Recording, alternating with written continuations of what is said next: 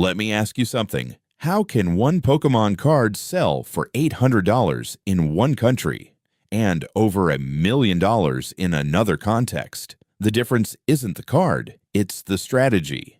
And whether he intended to or not, Logan Paul demonstrated that strategy to the entire world. In this video, I'll break down how he turned a trading card into a financial asset, why price is not determined by supply and demand alone, the most practical, repeatable geographic arbitrage method for regular investors. Stay until the end, because once you see this, you'll never look at collectibles the same way again.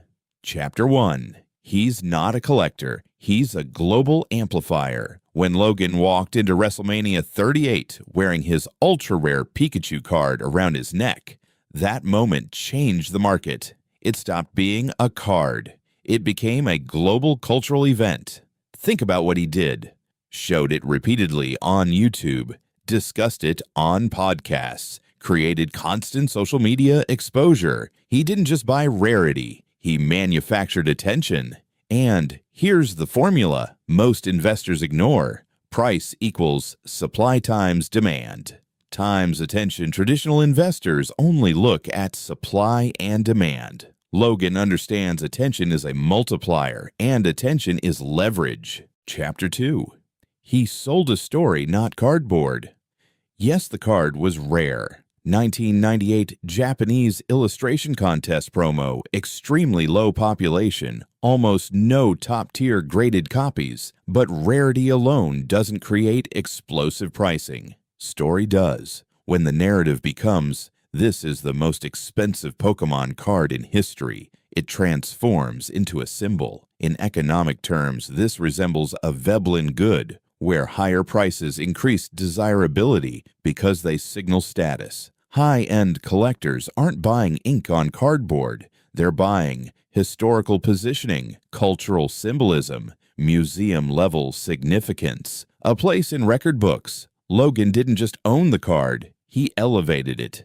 Chapter 3. He operates in a different market layer. Most people sell cards on eBay. Logan's buyers operate in a different financial universe. Auction houses like Heritage Auctions, Golden. These platforms don't just sell collectibles, they financialize them. At that level, the conversation isn't, is this worth it? It's, can this become a record? When an asset becomes the most expensive ever, price is no longer compared, it's defined. That's a market tier difference. Now, here's what matters for you. You can't replicate his global attention, but you can replicate market mispricing. And that brings us to the core strategy. Geographic arbitrage. Simple definition. Buy in a lower-priced country. Sell in a higher-priced country. Pokémon cards are one of the best assets for this because pricing varies dramatically across regions due to language differences, cultural nostalgia, market maturity, collector behavior. Why Pokémon cards are perfect for this: Japan is the source market. The Pokémon Company is based in Japan.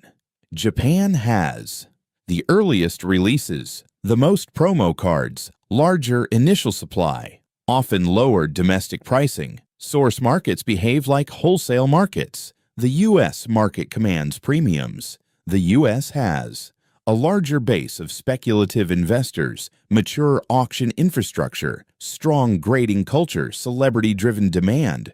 The grading company Professional Sports Authenticator, PSA, acts as a price amplifier. A typical price structure might look like this: raw, ungraded to base price, PSA 9 to 2 to 3 times, PSA 10 to 5 to 20 times. The same card might sell for $800 in Japan, $1,200 to $1,500 in the US. That spread is opportunity.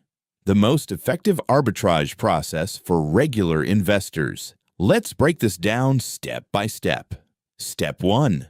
Choose the right targets. Avoid new, hype-driven releases. Focus on early Japanese promo cards, low-print tournament cards, discontinued, non-reprinted cards, undervalued, PSA 9s. You're looking for structural underpricing, not speculation. Step 2. Buy in the Japanese market common sourcing channels. Yahoo. Japan auctions. Mercari Japan. Local Japanese card shops. Key strategy. Buy high-condition raw copies or cross-grade from Japanese grading to PSA. The goal is to acquire before global exposure increases demand. Step 3. Use grading as a value multiplier. PSA grading is not just authentication, it's market access. American buyers heavily prefer PSA slabs. Liquidity increases, price ceiling rises, grading equals financial leverage. Step 4. Sell into the higher-priced market. Sell through eBay. US. PWCC Golden for higher-end pieces. Use strong English descriptions. Tell the historical story. Remember, story increases attention. Attention increases price.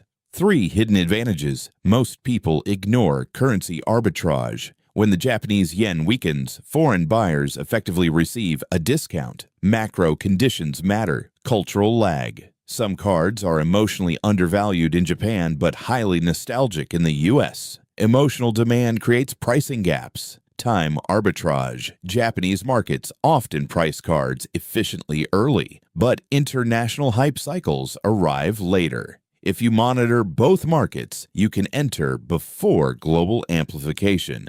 The real lesson, Logan Paul taught investors, it's not buy expensive cards. It's leverage attention, create narrative, exploit market mismatches. He uses attention arbitrage. Regular investors can use geographic arbitrage. Different scale, same principle. Now here's the real question. If you had $3,000 today, would you gamble on new releases or execute a calculated cross-market arbitrage strategy? Comment below.